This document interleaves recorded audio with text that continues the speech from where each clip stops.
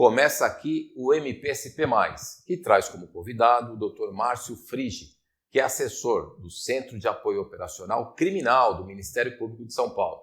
Doutor, obrigado pela gentileza de aceitar o nosso convite. Nós vamos conversar acerca do recente congresso sobre os 200 anos do Tribunal do Júri no Brasil, que o Ministério Público de São Paulo promoveu.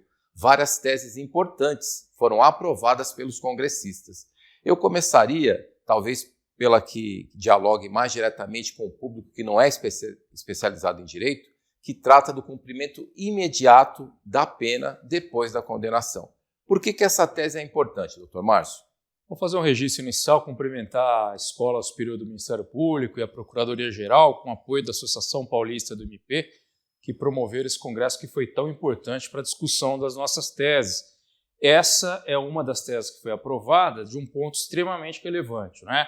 Qual que é o ponto da tese? A lei foi alterada não faz muito tempo, dizendo que as condenações dos júris com penas superiores a 15 anos deveriam ser cumpridas de imediato. Ou seja, o réu respondeu eventualmente o processo em liberdade, condenado no tribunal do júri a uma pena superior a 15 anos, deveria sair preso imediatamente. A tese é a seguinte: a inconstitucionalidade, o equívoco, estaria no ponto de se estabelecer um patamar de pena.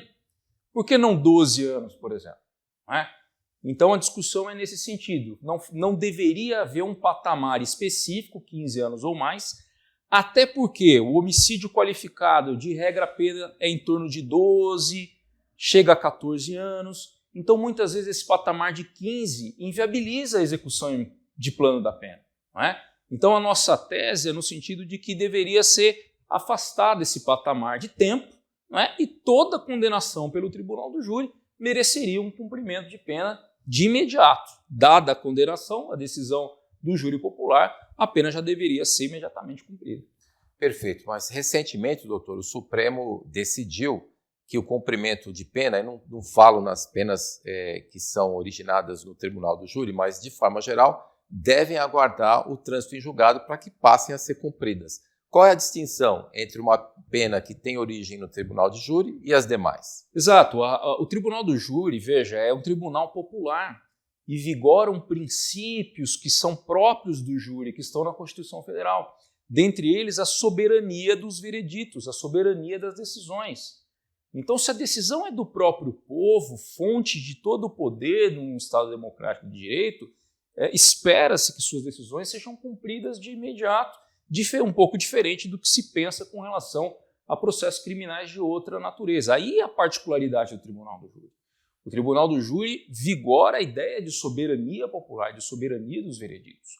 No próprio Supremo Tribunal Federal, existem ministros que defendem essa ideia, não é? De que as condenações no Tribunal do Júri têm que ser cumpridas de imediato, que é justamente a nossa tese. A discussão dentro do MP e aprovada no Congresso é essa questão do tempo.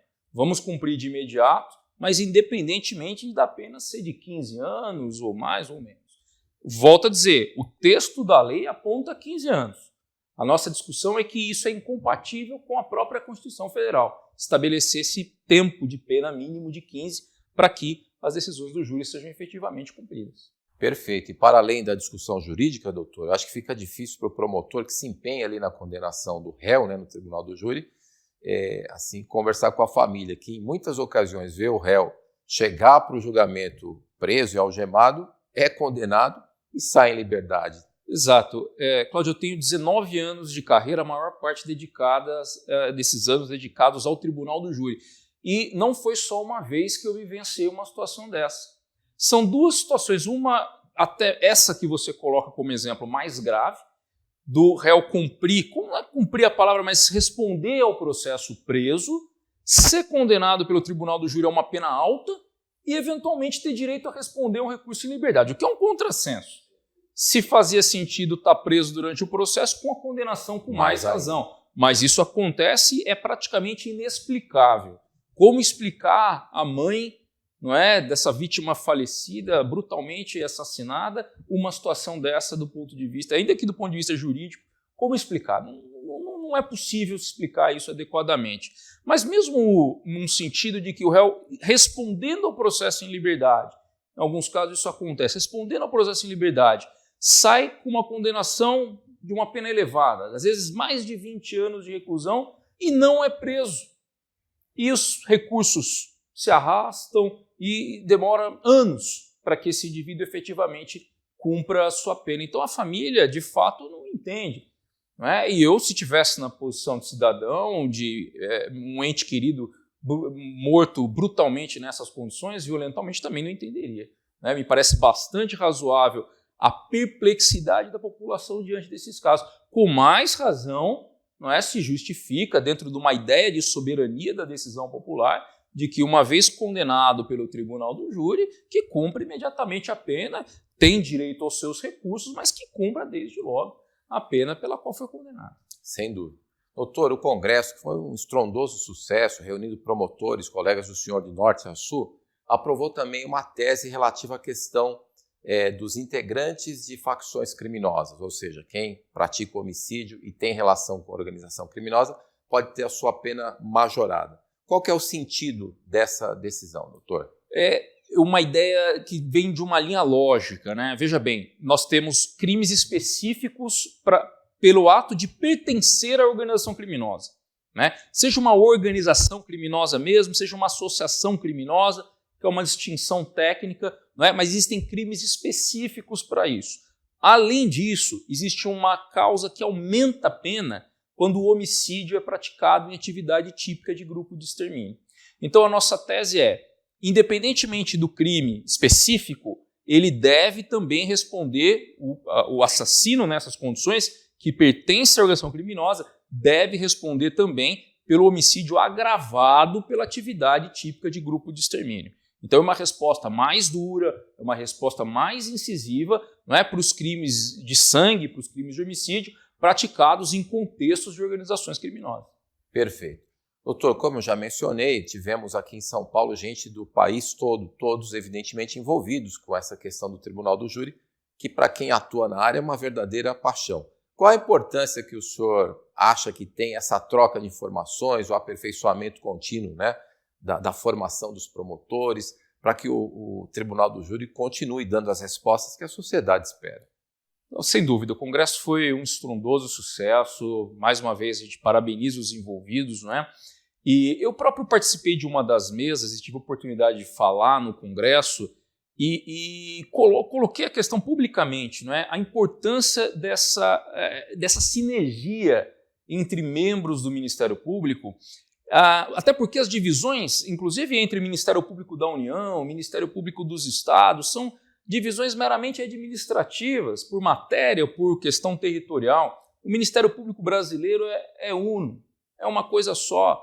Então é importante que o Ministério Público, para se fortalecer e bem defender a sociedade e a vida humana, que é o objeto de proteção lá dos julgamentos pelo Tribunal do Júri, não é? Mantenha essa união de esforços, essa sinergia, discuta a tese, fortaleça a teses que são de interesse do Ministério Público, mas não do Ministério Público como instituição, mas do Ministério Público como promotor da defesa da vida, porque é essa a nossa atividade dentro do Tribunal do Júri. Perfeito. Doutor, eu não perco a oportunidade toda vez que tenho chance de conversar com alguém que atua no Tribunal do Júri de levantar uma certa crítica que é feita, né? Há muita gente que sustenta que o fato de você ter juízes não togados, portanto, juízes que não são técnicos, é um fator negativo. O senhor provavelmente deve ter um entendimento contrário. Como é que o senhor coloca essa questão, assim, a participação de juízes não togados, não especializados num julgamento? Bom, de fato, o Tribunal do Júri, como instituição, ele recebe uma série de críticas, como, por outro lado, alguns elogios também, né? O fato é que, na experiência mundial, inclusive países que, em determinado momento, aboliram a instituição do júri, voltaram atrás e reinstalaram o júri nas suas legislações. Eu, da minha experiência de quase 20 anos como promotor do júri, posso afirmar que vejo muito mais acertos do que erros por parte do Tribunal Popular, não é? O Tribunal do Júri ele existe no Brasil especificamente, e o Congresso ele celebrava, não é, esses 200 anos de Tribunal do Júri no Brasil, desde 1822, antes da proclamação da independência.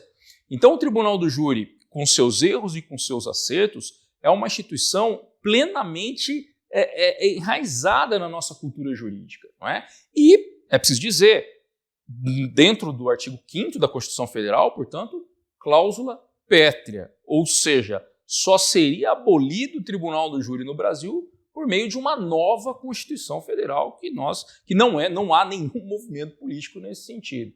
Volto a dizer, para mim, funciona e funciona muito bem. Acho até que funciona melhor que a justiça puramente técnica para algumas situações, não é? Claro, pode ser melhorado. Qualquer instituição, qualquer ferramenta jurídica pode ser melhorada e o Tribunal do Júri não é diferente. Passou por diversas reformas ao longo dos anos, mas posso afirmar que, da minha perspectiva, tem prestado uma contribuição bastante relevante para a sociedade brasileira.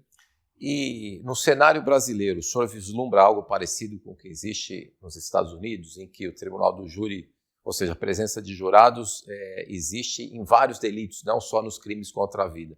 Isso seria algo adaptável para o Brasil?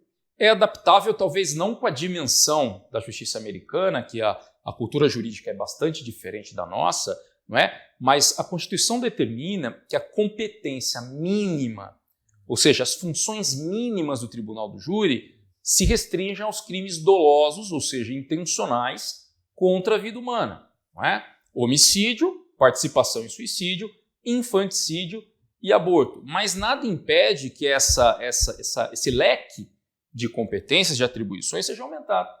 Então, depende de uma decisão política apenas para aumentar, não é, o âmbito de atribuições, de competência do Tribunal do Júri.